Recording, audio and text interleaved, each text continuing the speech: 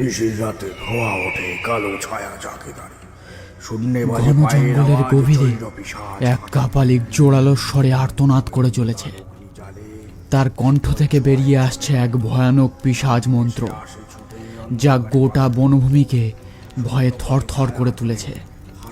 প্রতিটি মন্ত্রধ্বনি যেন রাতের নিস্তব্ধতাকে আরো গা ছমছমে করে তুলেছে। চারপাশে অন্ধকারের মাঝে গাছপালার ঝোপে ঝাড়ের ফাঁক গলে উঁকি দিচ্ছে এক জোড়া জ্বলন্ত চোখ, যা আরো বিভীষিকার ছাপ ফেলে দিচ্ছে পরিবেশে। শৈলেন একটি গাছের পিছনে দাঁড়িয়ে সবকিছু গভীর মনোযোগে পর্যবেক্ষণ করছিল। তার মনে এক ভয়ানক কৌতূহল জেগে উঠেছিল, এক অদ্ভুত আকর্ষণ যা তাকে নিরন্তর এগিয়ে নিয়ে যাচ্ছে। যেন কিছু একটা তাকে ডাকছে, কিন্তু সে জানতো না সেটা কি। অন্ধকারে কিছু একটা ছিল যা তার সত্তাকে গিলে ফেলতে চাচ্ছিল। তার হৃদয় দ্রুত ধুকপুক করছিল। মনে হচ্ছিল যেন কোনো অশুভ রহস্য তাকে অনুসরণ করছে। সে সেই রহস্যের হাত থেকে পালাতে চাইছিল, কিন্তু কৌতূহল তাকে এমনভাবে গ্রাস করছিল যে যেন কোনো অদৃশ্য শক্তি তাকে বাধ্য করছিল সেই অজানা দিকে এগিয়ে যেতে। একসময় কাপালিক মন্ত্র থামিয়ে নিস্তব্ধ হয়ে যায়। তার গভীর একাগ্রতা ভেঙে যায় যেন। চারপাশে ছড়িয়ে থাকা নিবিড় অন্ধকারের মধ্যে কেবল তার চেহারা মৃদু আলোয় দেখা যাচ্ছিল। মন্ত্রপাঠের মাঝেই হঠাৎ যেন কোনো অদৃশ্য শক্তি তার কণ্ঠরোধ করে। শৈলেন দৃশ্যটি দেখে থমকে যায়। তার চোখ বিস্ময়ে বড় হয়ে যায়। কিছুক্ষণ চুপচাপ দাঁড়িয়ে থেকে সে ধীরে ধীরে কাপালিকের দিকে এগোতে থাকে। প্রতিটি পদক্ষেপেই তার মনে ভয় আর কৌতূহল বাড়তে থাকে। আমি জানতাম তুই আসবি। তোর অপেক্ষাতেই ছিলাম। বল বল কি চাস তুই, বল। আমি তন্ত্রক্রিয়া শিখতে চাই।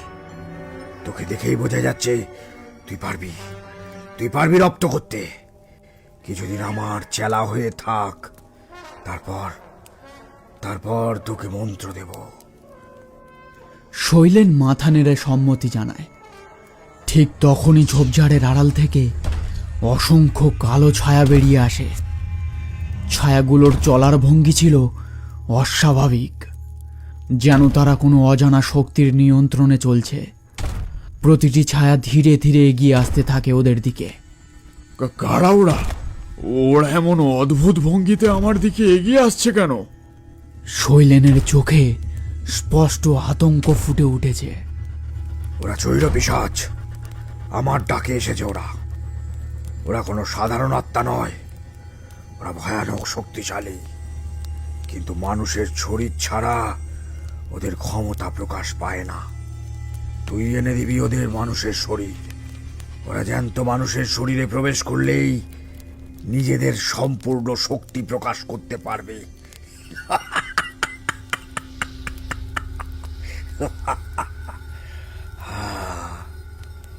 কাপালিকের কথাগুলো শৈলেনের হৃদয় শীতল করে দেয়। চারপাশের কালো ছায়াগুলো অস্বাভাবিকভাবে নড়াচড়া করতে থাকে, যেন তারা কিছু খুঁজছে। ওদেরকে যেতে বলো। আমি আর সহ্য করতে পারছি না। ওদের দিকে তাকালে মনে হচ্ছে শরীরটা ভেঙে পড়বে। ভেতরে কেমন যেন একটা অদ্ভুত অনুভূতি হচ্ছে। তুমি ওদেরকে এখনই চলে যেতে বলো। এই তুই প্রেততন্ত্র শিখবি? সামান্য পিশাচদের দেখে তোর এই হাল? ভয় পেলে চলবে না শৈলেন। যদি ওদের সামনে টিকতে না পারিস, তাহলে কিভাবে আয়ত্ত করবি প্রেততন্ত্র? হ্যাঁ? কাপালিক শৈলেনের নীরবতা আর তার ভগ্ন অবস্থা দেখে দৃঢ় কণ্ঠে কালো মূর্তিগুলোর উদ্দেশ্যে বলে ওঠে, চলে যাও সবাই, চলে যা। কালো মূর্তিগুলো এই ভয়ঙ্কর কণ্ঠ শুনে ধীরে ধীরে বাতাসে মিলিয়ে যেতে থাকে। তাদের মিলিয়ে যাওয়ার আর্তনাদও বাতাসের সঙ্গে একাকার হয়ে হারিয়ে যায়।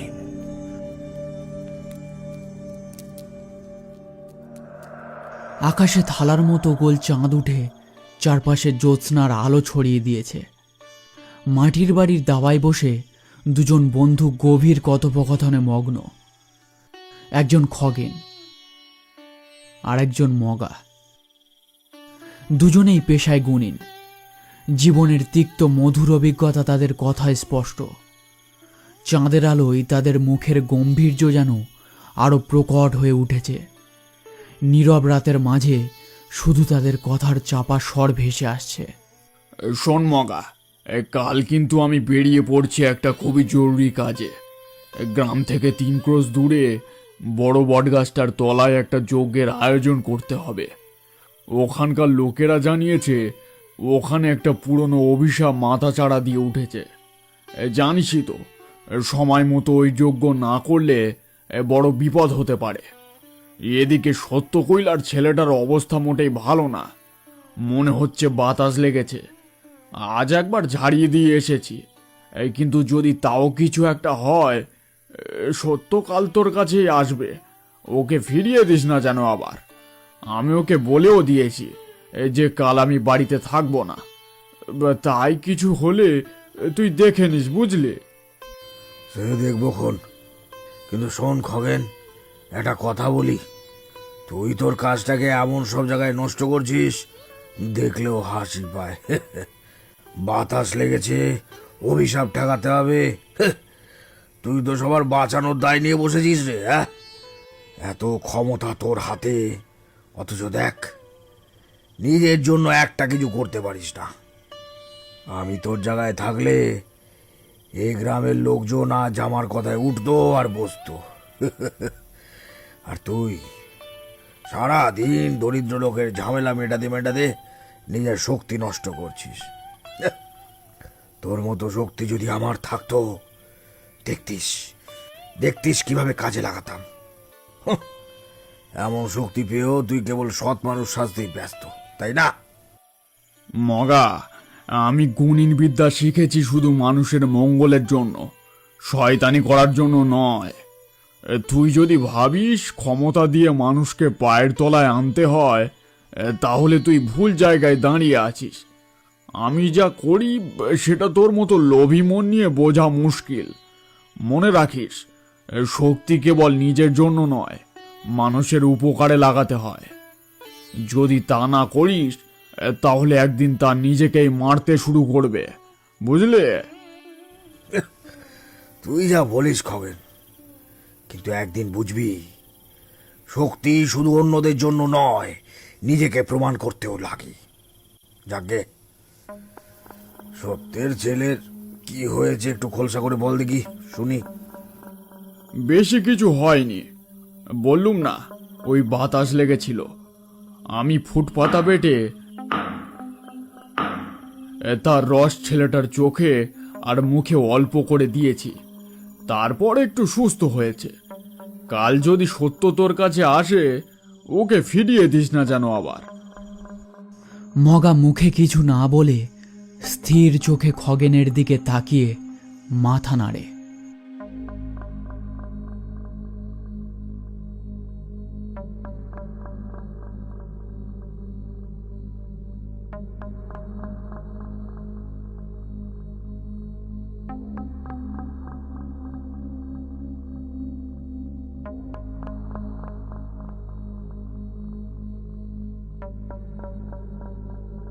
পরের দিন ভোরের আলো ফুটতেই খগেন বেরিয়ে পড়ে তার গন্তব্যের দিকে।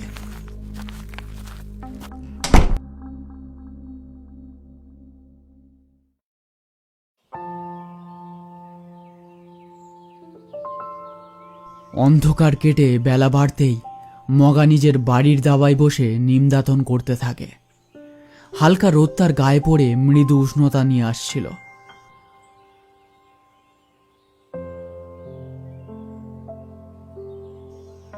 ঠিক সেই মুহূর্তে একটা লোক দৌড়ে মগার বাড়ির দিকে এগিয়ে আসতে থাকে। মগাদা, মগাদা, দয়া করে আমার ছেলেটাকে বাঁচাও। মগা তার দিকে অবাক হয়ে তাকিয়ে থাকে কিছুক্ষণ, তারপর গম্ভীর কণ্ঠে বলে ওঠে, কি হয়েছে?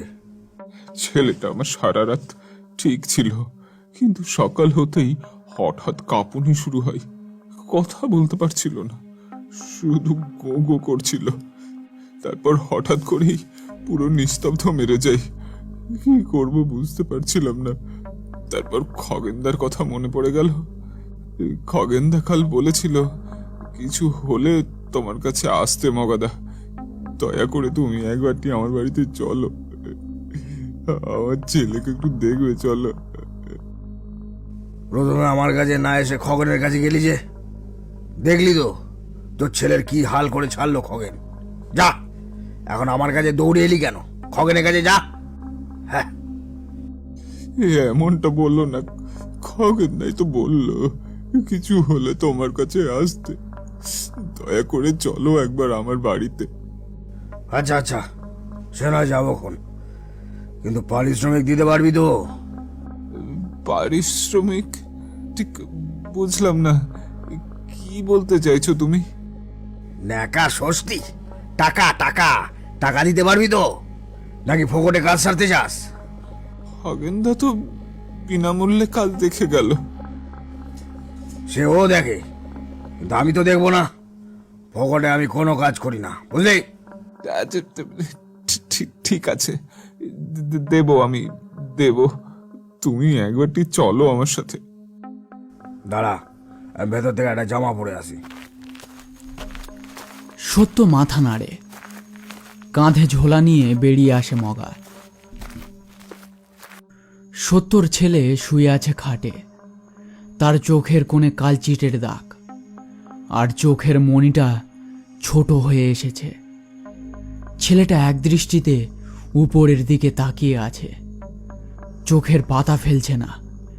মগা কিছুক্ষণ দাঁড়িয়ে ছেলেটির দিকে তাকিয়ে কিছু একটা ভাবতে থাকে। এই সুযোগ মগা, দেখিয়ে দে তুই কোন মাপের গুণিন। সবাই খগেনকেই বড় গুণিন বলে চেনে না। আজকের পর থেকে সবাই তোকে শ্রেষ্ঠ ভাববে। কি হলো মগাদা, বাহ, চুপ করে রইলে যে? কিছু একটা করো, আমার ছেলেটা যে একেবারে। আরে দাঁড়া দাঁড়া, এত উতলা হলে চলে নাকি? কি হয়েছে সেটা বুঝতে হবে না আগে? আর এখন দেখে যা বুঝলুম সেটা খুব ভালো কিছু না। তোর ছেলের উপর একটা প্রেত ভর করে আছে, বুঝলি?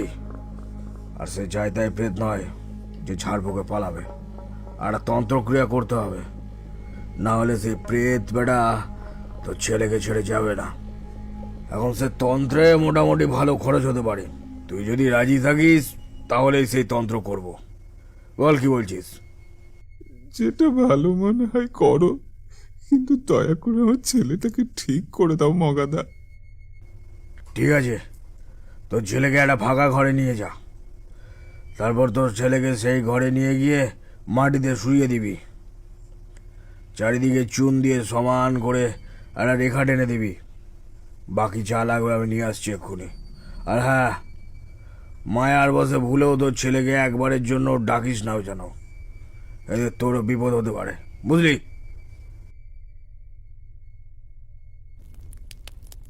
মগা চোখ বন্ধ করে মনে মনে মন্ত্র জপ করছে, কিন্তু তার মুখ দিয়ে কোনো শব্দ বেরোচ্ছে না, কেবল ঠোঁট দুটো নীরবে নড়ছে। সত্য চুপচাপ ছেলের সামনে বসে আছে। ছেলেটার চারপাশে চুন দিয়ে সমান করে একটা রেখা টানা। ছেলেটার চোখ এখন বন্ধ।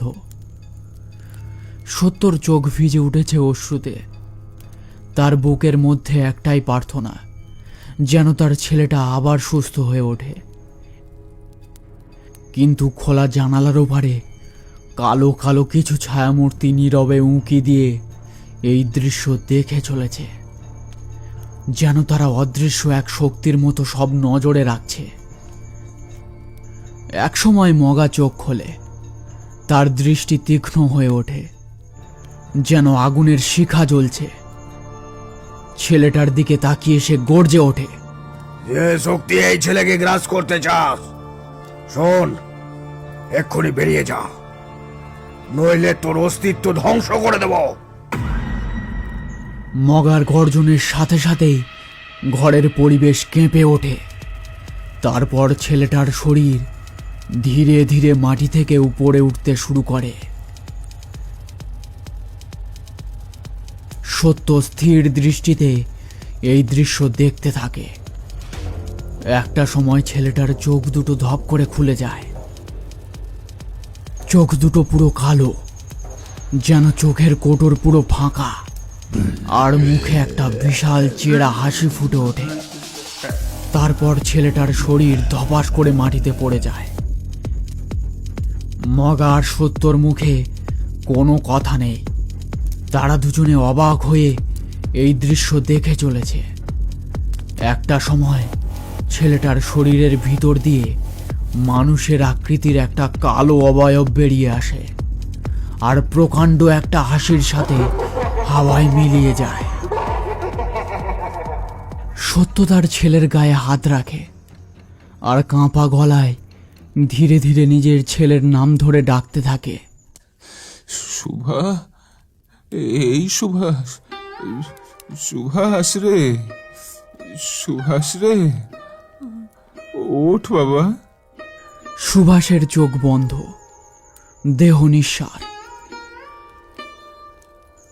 মগা এবার ধীরে ধীরে বলে ওঠে, দেখ সত্য, আমার কিছু করার ছিল না।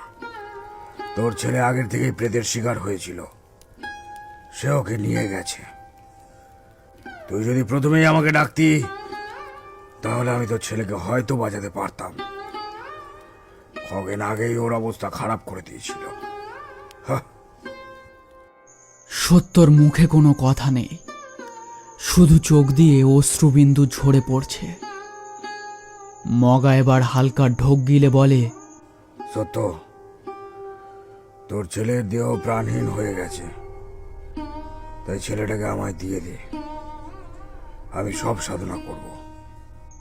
এই কথাটা শুনে সত্য রাগে গর্জে ওঠে। শয়তান! সন্ধে নেমেছে। মোড়ল নন্দরাম চক্রবর্তী নিজের বাড়ির দাবায় বসে হুঁকোয় ভুরুক ভুরুক তামাক টানছে। তার সাথে বসে গল্প করছে এই গ্রামের দুই গুণী লোক, কেদার পণ্ডিত আর প্রফুল্ল। প্রফুল্ল পেশায় পটুয়া, ঠাকুরের মূর্তি তৈরি করে। মোড়ল তাকে ডেকেছে সরস্বতী ঠাকুরের মূর্তির কাজ দিতে। বুঝলে প্রফুল্ল, তোমার হাতের কাজ এতটাই অসাধারণ যে তার প্রশংসা যতই করি ততই কম মনে হয়। যা বলেছেন মোড়ল মশাই, এই প্রফুল্লর মতো হাতের কাজ এই নকশিকলা গায়ে আর একটাও দেখা যায় না। আরে না না, আপনাদের আশীর্বাদ আছে বলেই হাত চলে। ওদের মধ্যে এইসব কথাবার্তা চলছিল। এমন সময় একজন পাগলের মতো ছুটতে ছুটতে মোড়লের বাড়ির দিকে এগিয়ে আসতে থাকে। বাড়ির সামনে এসে দাঁড়িয়ে হাঁপাতে থাকে আর কেউ নয়, খগেন। কি হে খগেন, অমন ভাবে দৌড়ে এলে যে, কিছু হয়েছে নাকি? মরল মশাই, আমি আমি আজ গিয়েছিলাম গ্রামের বাইরে, একটা কাজ ছিল। কালকে সত্য কইলার ছেলেটার শরীর খুব খারাপ ছিল, বাতাস লেগেছিল। আমি ঝাড়িয়ে দিয়ে এসেছিলাম আর বলে এসেছিলাম আবার যদি শরীর খারাপ করে তাহলে মগার কাছে যেতে। আমি আজ বাড়িতে থাকবো না বলে এসেছিলাম, আর মগাকেও সব বলে দিয়েছিলাম। সত্য এলে যেন ও সত্যর বাড়িতে যায়। কিন্তু কিন্তু আমি একটু আগেই বাড়িতে ফিরে কি মনে হলো সত্যর ছেলেটাকে দেখতে, ওর বাড়িতে গিয়ে দেখি সত্য। কি হলো, চুপ হয়ে গেলে কেন? কি হয়েছে সত্যর? আপনি একবার দেখবেন, চলুন, ওখানে গিয়েই সব দেখতে পাবেন। আচ্ছা আচ্ছা, চলো তাহলে দেখি কি হয়েছে। এই তোমরাও চলো, দেখে আসি কি হয়েছে। ওরা একসাথে সত্যর বাড়িতে যায়। সত্যর বাড়িতে গিয়ে ওরা দেখতে পায় একটা টুল মাটির মেঝেতে পড়ে আছে, আর সত্য